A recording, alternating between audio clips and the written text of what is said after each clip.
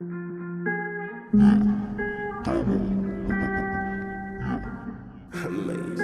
Do this thing. Sticks and stones may break my bones. Yeah. But easy now, I'm bulletproof, so words can never hurt me. Sticks and stones may break my bones. Yeah. But easy now, I'm bulletproof, your words can never hurt me. Look. Please, if you listen to this podcast and you see me in the street, do not smack me, because I'm not Chris Rock. I'll fuck you up. But that leads me into, like, my first question for the podcast, like, for today. Like, have you ever been someone's friend and placed in a situation where you knew or were aware of your friend about to wild out in a situation like Will, or being pushed to a point where you know the inevitable breaking point was coming? Absolutely. How did you... I held my, so I'm going to just get a brief synopsis. My longest childhood friend was about to fight his dad. And I did not see this going well at all. Like, I'm pretty sure the cops are going to be called immediately. So I held my friend back with all my... How old was he? We were both 17 at the time. Probably got fucked up. Did he deserve it? Did the dad deserve the boyfriend? Can you go into details? With more detail, like, we were out, and he gets a call from his mom. The parents are going through the divorce, gets a call from his mom. And the dad was being very, very disrespectful. And it's been going on for a while, but he was reaching his boiling point. And so he's running out. He's running out the venue. He's like, yo, I'm out. If y'all want to ride home, come through. I'm like, I don't know what's going on, but my nigga's running. He don't run. He's not a runner. I'm like, all right, cool, we out. He's a runner. He's a track star. So is that a way to call him fat? No. He just wasn't a runner. It sounds like he's fat. Sound like he's fat. Sound like he. Oh, I like that. He fucked Yo, I like that. The girl's fat now. Yo, she's not a runner. That's it. Simple. No, she's not a runner. She's not a runner. No, she's fat. She's not a runner. But yeah, so I'm like, something must be up. So we out. And come to find out, before we pull up to his crib, he's like, yo, because we all live in the same block. He was like, yo, if y'all don't want, this was about to go down. If y'all don't get the car right now, get out the car right now. And I'm like, yo, this is my longest friend. If he going, like, I'm gonna stick with him. Whole confrontation happened in the front yard. The mom is out crying. And did pops lay hands on mom? It didn't get physical. I don't believe it got physical, but it was getting real threatening. Like, he was throwing a lot of threats her way. And so my best friend's like running to the door, key shaking in his hand. That dad opens up the door before he can. And I see him lunging at him. I just bear hugged him as good as I can. At this time I was brolic. I was like 17 years old and brolic. And my friend was skinny. And when I tell you, he put up a good fight. Like, he was dead trying to break through. I never would have thought he had that much fight in him. But he would have got his ass whooped. Would have won. Who knows? But I know it would have been something that he would have had a lot more to lose. Did he break free? Nah, absolutely not. He didn't break free your grip? Nah. Well, he broke free my grip. Absolutely not. But I didn't give up, though. Like, he broke free. I ran back and grabbed him. It was like a tussle between the two of us. So technically he didn't break free because he was able to reestablish the hold. Yeah. And this is not your current longest friendship now. He's still my friend. Okay. Does he listen? Does he lit? Yeah. Maybe depends how emotional he gets. No, to the podcast. No. Oh, because that nigga got fucked up. If he's getting held back by a 17-year-old dude, he trying to come up with that old man strength. Old man strength is a different thing. We're both 17, and the pop's at least 50 at that point. Old man strength is a different thing. You still growing, boy. We'll lose the draw, though. Still growing. We'll lose the draw. So sometimes you gotta Jerry respect the heart. said he's brolic and holding you back, and he would took that out. You did the right thing. You saved your old friend from an ass whooping. You said he don't run. He's skinny, and a 17-year-old brolic nigga held him back. Old man strength flipping him. No. I mean, we were both 17 at the same time. So you're not holding me back. If I want to get that smoke, and there's a different. Unless you was out here bench pressing the big show, bro. I really was. Ask the dude about me back in high school. You was bench pressing 500 pounds. I was benching like 250. 250. What happened, nigga? That's great for your body weight, but that's not a lot of weight. I weighed 175. But that's great for your body weight, but that's not a lot of weight. I'm saying. No disrespect. Well, but Hans clearly 6'3", 300 pounds. So clearly there's two different tiers. I'm just saying, don't disrespect old man strength. I'm not. But his dad he got his body type from his pops. He ain't got the body yet. That's what I'm saying. Too. His dad was skinny too and older. So it might have been a fair one. It might have been a fair one. If the old man if it's not Ving Rhames from Baby Boy Old Man, then it might have been a fair one. I feel like the stories of like the young buck stalling on old man strength is like slim to none. Usually old man strength. I mean, I don't know, man. I'm gonna go with the person that's crazier. I'm gonna go with the person that has passion on their side. If the other person's cool, calm, and collected, and y'all both don't know how to fight, or both, like, you don't want the crazy that nigga got 50 years on this planet. You think you don't know how to throw hands? I mean, I don't know, man. I don't know. Old niggas was scrapping back in the day. Shit. But yeah, like that was one time I thought, like, that dad probably grew up when they actually threw fists and then started bringing out guns to these streets. How did that change your friendship? Yeah, it definitely deepened our friendship. Because actually on the flip side, it was actually my turn to help him out.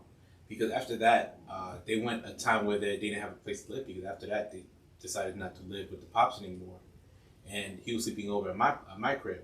Like 5-6 years before that, when my house caught on fire, I was sleeping over at his crib. So it's kind of like the opportunity for friendship was reciprocated in that moment. Two negative situations, but deepened the bond. Was he at the wedding? He was sick actually. Oh, COVID.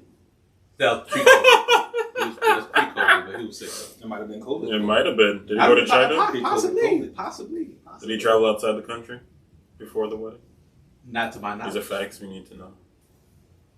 But yeah, that definitely deepened the bond. And in the moment, he was tight, but after the fact, he was thankful. And I think that's what a lot of people need. Sometimes you need that calm friend in the heat of a moment to not let you smack Chris Rock.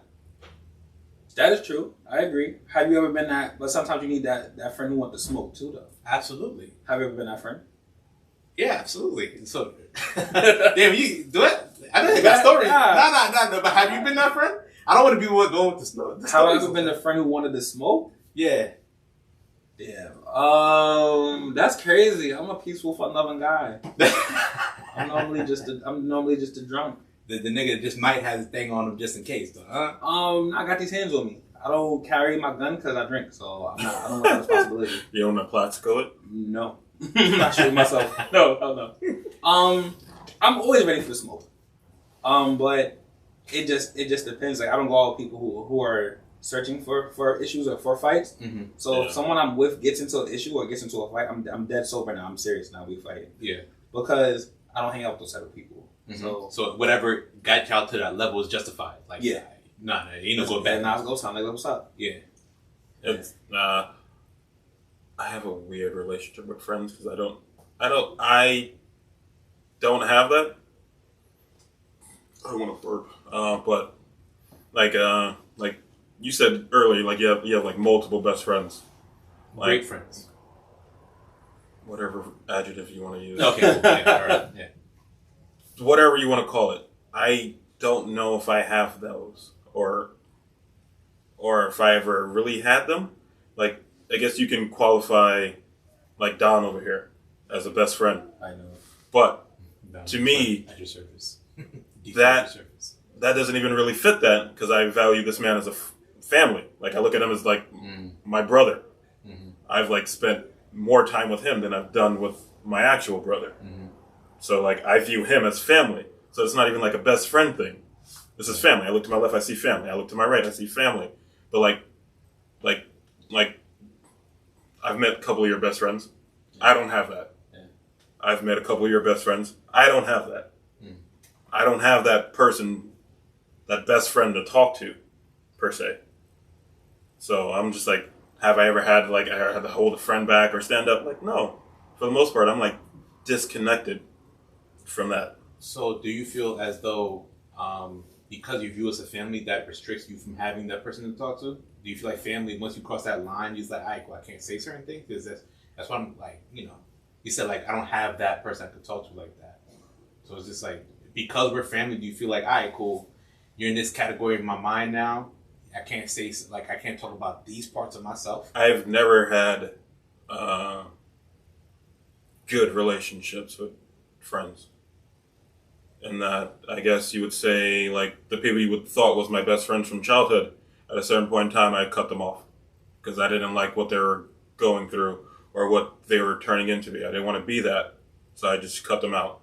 And ever since then, all my relationships have been like very surface level when it comes to friends. Like even that friendship that I had that was so long was very surface level.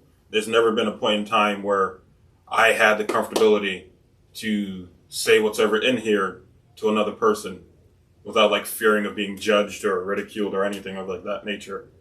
So like, I don't have that. I don't have that outlet as a person. Like I have an outlet bits and pieces with various people, but it's not like I don't have that one person I can go to and talk to and let out all the crazy shit in my brain. Mm-hmm. Do you guys have someone like that? Yeah, I feel like. No, I feel like it's bits and pieces, but there's still parts. Like honestly, there's still parts I'm like, alright, cool, I'm just keep that to myself. I feel like I talked to you guys briefly off air about like this weekend I had with like some family issues and things like that. So you, with what you just said with what you just said right now, You had it right. You had it with right. what you just said right now, what kind of resonated with me because I think that how we grew up and the households we grew up in is like, you know, we don't really show feelings. It's like I am like all my friends know like they can call me, hit me up, yo, what's up, yo, what's good, like, Yeah. And I've had even like some coworkers who are like my friends now. They'll be like, yo, you're one of the very few people who I can call, I can talk to, and you may not have all the answers, but you won't judge me, you won't say anything crazy. And I pride myself on being that person for people, but at the same token, I don't tell niggas shit. Like, and it's kind of like I get it from my dad. Like, it's just like it's a trait that my family has. Like, we'll take and we'll compress and then compress and compress and pile on and pile on and pile on until I don't know. We just explode, and then not even explode outwardly, like inwardly. Like it'll be a chain for a little while, and then it'll be like, all right, fuck it, gotta get over this shit. Let's push on. But I do kind of want to get away from that. Like I think that it's okay to tell your friends or people you consider family certain things. I think it's okay to break down in front of people. Sometimes I think it's okay to just in general show people a side of yourself that they may not have seen. I think for me, it's kind of like. It's not even a vulnerability. It's the thought of people thinking like, yo, I've never seen them like this before. Like, cause you know, sometimes you see someone like, if I started crying right now, I'd be like, oh, fuck. But I wouldn't be like, all right, I'd be like, yo, it's good, bro. Like, we can talk about it. But I think in our minds, like us showing emotion sometimes is we're more scared. We're more scared of how our emotions will affect another person. Will do more harm as opposed to like what letting it out will do for us. Mm-hmm. So in essence, we're still worried about protecting, or we're still worried about what other people think or how other people will feel, as opposed to like, yo, they're there for me. It's okay for me to let go. You know, and I love this because you're essentially saying that you don't want to you make yourself a burden to anybody else by exposing all this kind of situation. Yeah. And damn it, did a breathing thing there. I'm on time now for the next point. I'm back. That was a big ass breath. You sucked up all the oxygen in this room. But thank God the window's open. But as you do it again. One thing that I learned over this past year, like literally this past year, is how to tug on those great friends a little bit. Because I suffer with the same thing. I don't want to be a burden to nobody. And if I do open up to you and you treat me different, that's going to make me go back into my shell even more. Because, you know, when I'm at my most vulnerable, weakest point, I'm learning how to allow my friends to actually be there for me. Lean on each one a little bit. No one a lot, no one to the point where I feel like I'm being a burden to them, but each person a little bit.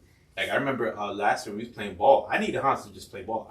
I just needed that. I just needed something to do to get myself outside the house and to get me away from my own thoughts. Did he know that at the time? Probably not. But I just needed that. Like, all right, cool. You hit that shit pretty well.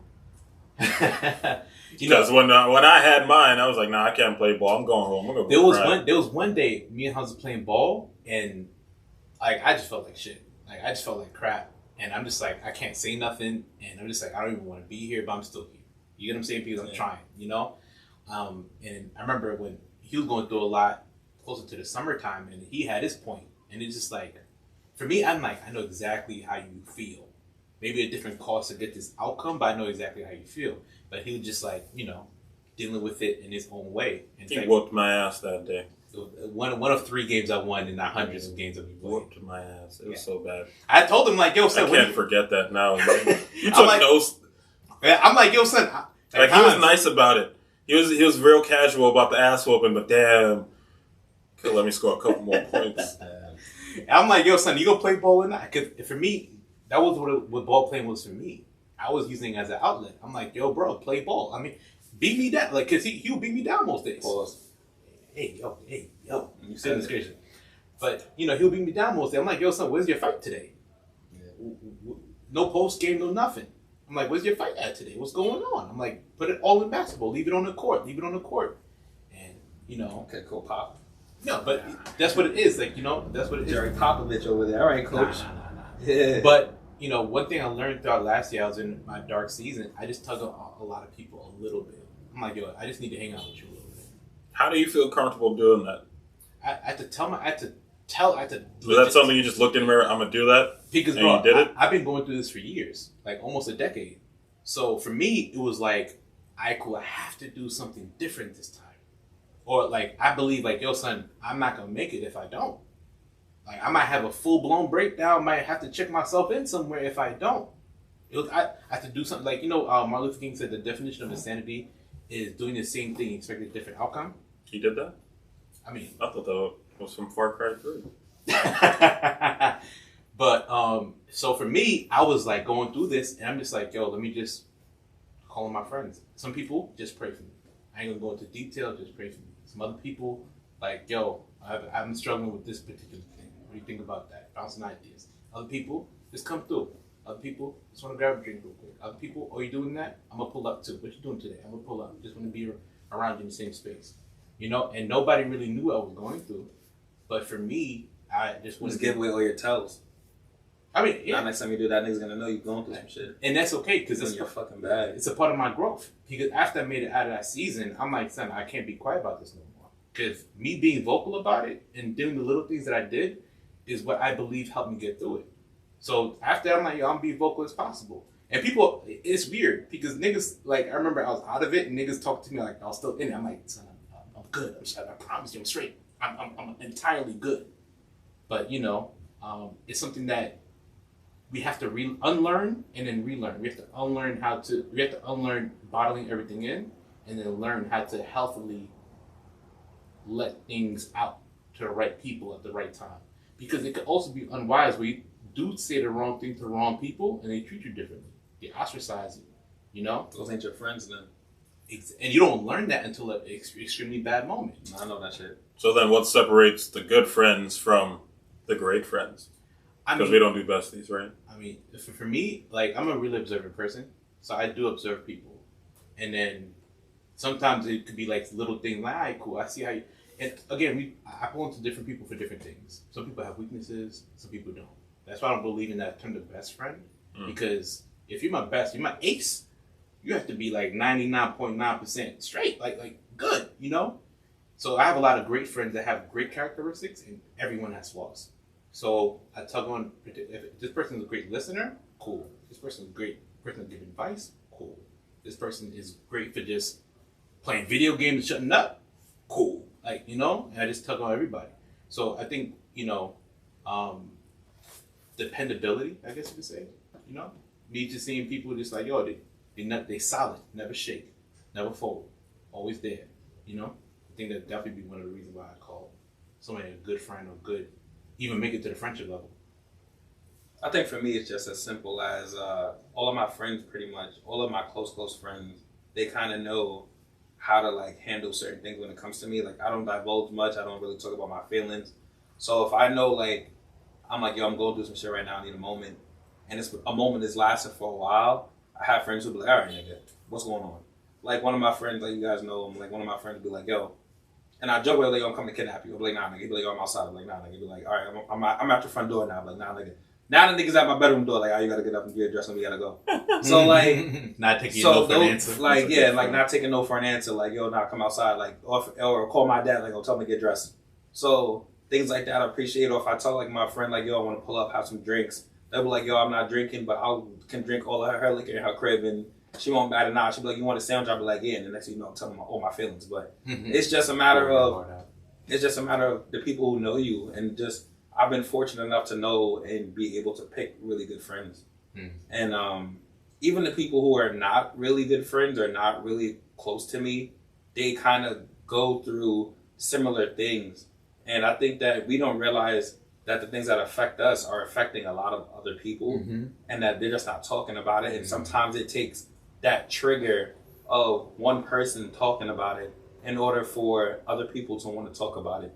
So I'll be like, yo, this is what I'm going through. Like, you might tell somebody something completely random. You might tell, like, a person you've known for a week some shit you never told your friend for 5 years, just because it's, like, at that fucking boiling point. It's like, yo, I just got to get this shit out. And they'll hit you with some profound shit like, yo, I'm going through the same shit. This is what I'm going through. It's crazy that you expressed this. Like, yo, everything's going to be okay. And they may hit you with words that you weren't expecting to get from them. And it'll fucking set you back on the straight and narrow. Because I've had that happen. I'm trying to get better with telling people certain things. And but it's like, at the same time, it's like, I got a reputation to maintain. Like, damn all that. I'm Big Reese, nigga. You know what I'm saying? Damn all that. What's reputation? What's reputation? It's not. Like, I mean, but it's like we all go through shit. So again, it's like trying to be a burden. Like, how can I put my peas on your plate if you already got enough peas? You know what I'm saying? That's a Jerry quote right there. But I understand it though. I understand it. You know? If you're already overwhelmed. I think that's my biggest thing, because I don't like to think I'm bigger than anybody else. I like to think I'm just a regular person like everyone else. So if I'm going through some shit, that means everybody's going through some shit, and I don't want to be the person to add some shit onto your shit. It just, something about that just seems weird. But like, you know how we all feel that? It's really not true. It's really, like, you care about people, right? You know, we all care about people, right? A part of being an adult is I know that there's certain things that you're going through that's out of my control. If I can help you, if I got $1 in my pocket and I have it to give, it's $1. That's how I can help you. But there's ways I can't help you, right? And I have to, me as an adult, you have to allow me the chance to say, like, hey, I can't help you in this kind of way, but I can help you in this kind of way. You know, it's like you have to, like, when people love you, it's going to be very, very difficult for you to be a burden. It's only when you start taking advantage of people that you become a burden. But, like, yo, being an ear for somebody, my nigga, we should never feel like that, even though we all do. Because I definitely get those feelings. Yeah. But like, and it's funny, but it's because it's so easy. I can tell you guys the same thing, and you guys can tell it to me, and I'll be like, yeah, I'll listen to it. I'm not gonna listen to that shit, though. Exactly. But it's not out of like not. It is hard. It's difficult. Pause. It's difficult for a whole point with the pause. It is difficult to be in a vulnerable space. It's easy to tell people that it's okay to be vulnerable, but it's hard. Pause for you to put yourself in a place to be vulnerable. I just want to put it out there. I've said the least amount of gay shit today. My co-hosts have been hitting that pause button left and right. But you have arguably the gayest outfit on, so you know it all balances out. This nigga got a sleeveless Punisher t-shirt. If that doesn't scream dungeon basement LGBTQ plus sex club, I don't know what does. But you said it right. You said Punisher, not punish him. Oh, wow. Okay, I respect it. Punisher. I play on words. Okay. All right. This is going to be the promo for that episode.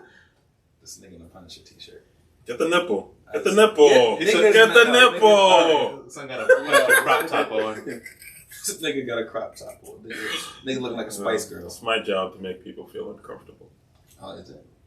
Yeah, I put it on my resume. So Hans, you said, you consider family.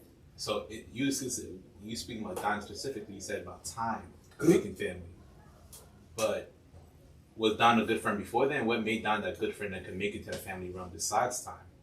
I'm the greatest friend of all time. I'm dead. Everybody's friend.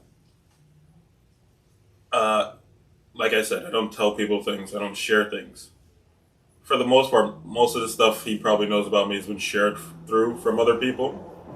What switched with me is like whenever I was going through some shit, or if I exploded, or I did something that is not of my usual, like, if he's not the first person to reach out to me, he's the second.